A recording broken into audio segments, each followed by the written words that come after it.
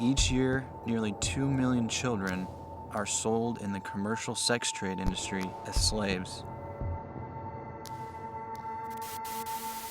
Children are stolen and sold from all walks of life. It is one of the most unimaginable forms of slavery.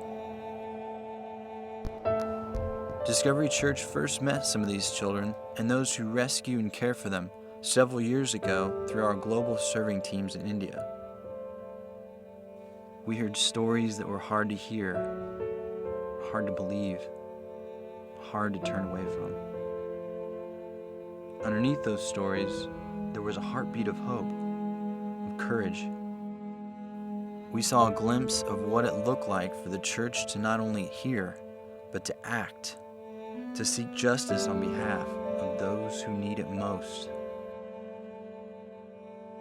And we began to ask, how can we help?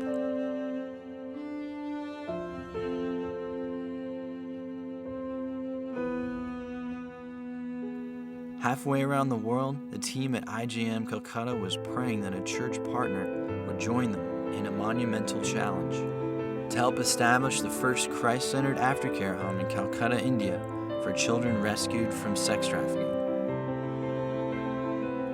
Rescue work for IJM Calcutta was at a critical juncture. With 50 to 60 rescues per year at that time, there were no aftercare facilities available to place the girls. With inadequate aftercare centers available for children being rescued, police cooperation began to wane. And without police cooperation, there could be no rescues. Without adequate counseling services, the girls would not have the strength to testify in court against their perpetrators.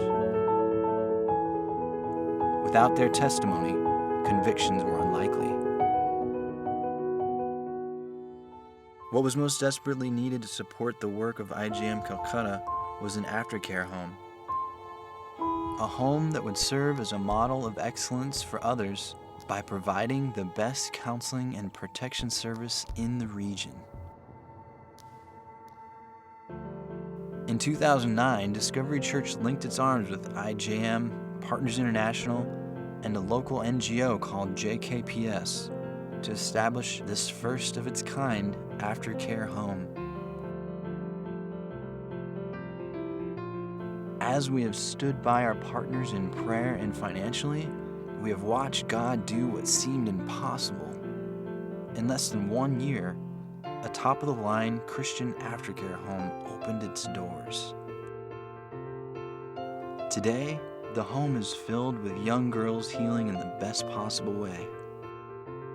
One of the first things the Pioneer residents did at the home was give her a name. They decided to call her the Mahima Home. Mahima means glory. The walls of Mahima bear witness to laughter and tears, vulnerability and trust.